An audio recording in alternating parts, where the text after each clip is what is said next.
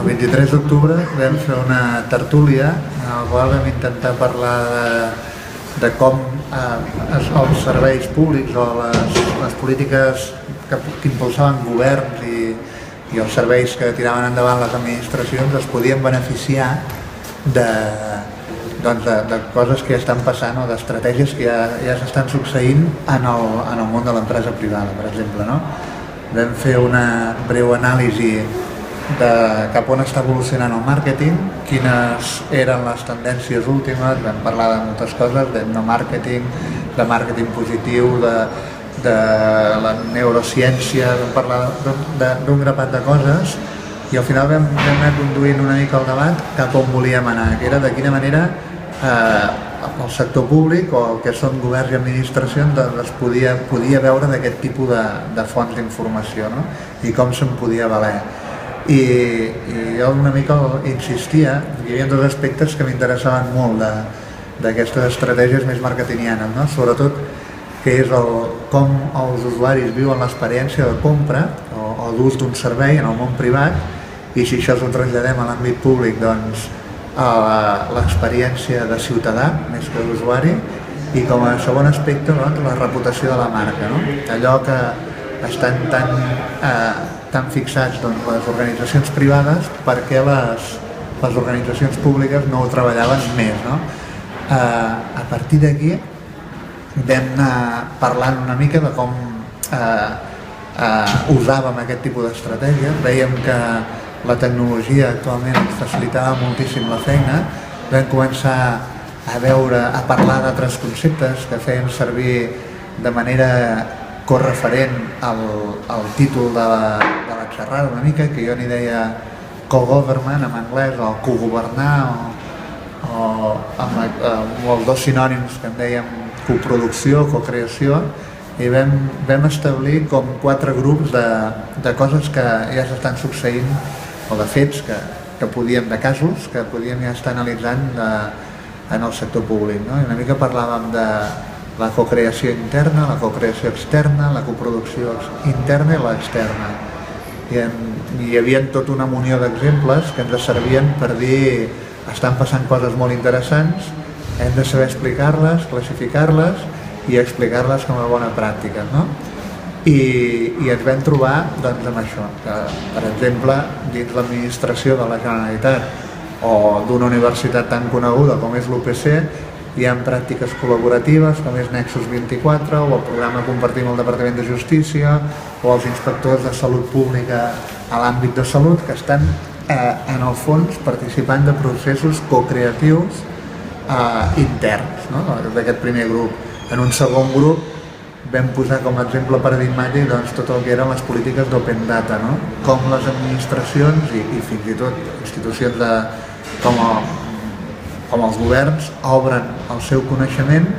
perquè algú acabi desenvolupant programes o aplicacions o polítiques que fins ara fèiem exclusiva a l'administració o al govern. Després també vam passar a parlar de la coproducció i posàvem també uns quants exemples, no? El més destacat dels quals, i ara entendreu per què el faig ressaltar, era doncs aquell tipus d'aplicacions mòbils que començaven a captivar a la ciutadania perquè col·laborés amb uns usos públics que fins ara eren impensables i que eren terreny abonat només i exclusivament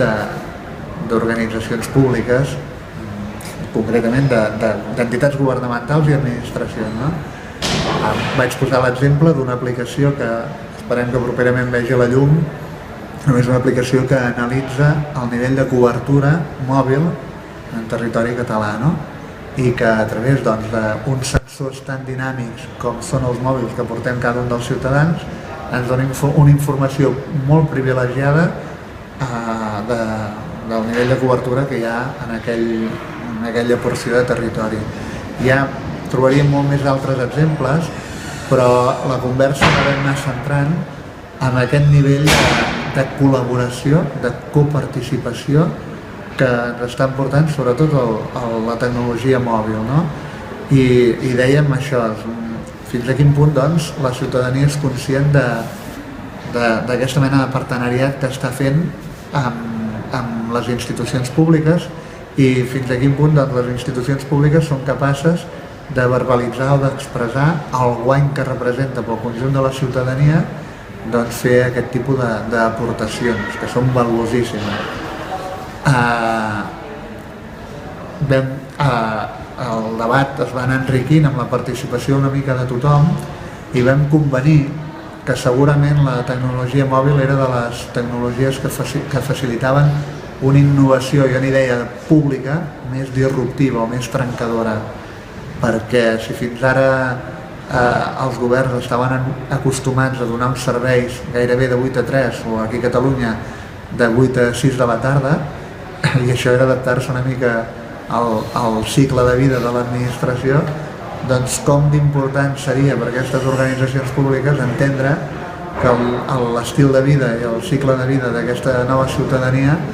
és una connexió constant 24 hores al dia, 7 dies a la setmana. Això comporta urgentment repensar les polítiques públiques, els serveis que s'ofereixen i fer-ho des d'una vessant absolutament innovadora. Jo crec que és de les tecnologies que més ens ajudaran a percebre un abans i un després i que més obligaran a l'administració a adaptar-se a aquest ritme vital que és completament diferent de la ciutadania. Ja anàvem concretant una miqueta l'objectiu d'aquesta xerrada que vam posar en comú, al cap i a la fi l'únic que feia era conduir-la i al final dèiem, hem arribat hem parlat de cogovernar, de cocrear, de coproduir, encara que siguin fases diferents, però li hem donat un cert valor sinonímic per aclarir-nos una miqueta i hem acabat parlant d'aquesta innovació, de com es percep la cosa nova per part de la ciutadania, aquest nivell de consciència, i dèiem que aquí segurament hi hauríem d'aplicar fórmules ja més empíriques, que són vigents amb tot el tema d'innovació de serveis, perquè entre tots plegats siguem capaços de veure com es calcula aquest valor del servei, no? I quin dels elements que participen segurament en la fórmula d'incrementar valor dels serveis doncs és més ben percebut o més ben percebuda per la ciutadania, no? I aquí vam parlar de les emocions per sobre de les prestacions, vam entroncar amb aquesta evolució inicial que fèiem del màrqueting, no? en altres àrees, i després vam convenir que en l'àmbit del que en diem l'àmbit públic, aquest nou paradigma, almenys aquí sí que a mi m'agrada personalment dibuixar-lo amb 3 potes que tenen tots a veure amb la governança oberta, no? Amb l'open government. D'una banda és organitzacions que s'obren, tots veiem ajuntaments, diputacions, governs que obren les seves dades, obren aquestes dades, les posen en un context social, en un entorn relacional, moltes d'aquestes dades són difoses i vehiculades a través d'entorns de xarxes socials, per exemple jo puc obrir les dades de TMB de Barcelona i per acabar-los de donar valor doncs, que siguin consultables a través de perfils de Twitter, a través de RSS, feeds, el que sigui, no? I com a tercera pota, dades, xarxes socials, i com a tercera pota doncs, l'accés ubic i mòbil a aquest conjunt de dades, no? Aquestes 3 potes conformen un escenari nou, absolutament diferent del que teníem fins fa poc temps, i que obliga, com deia, a que tots plegats fem un nou pensament i diguem què volem ser d'ara endavant, perquè hem de repensar moltes coses.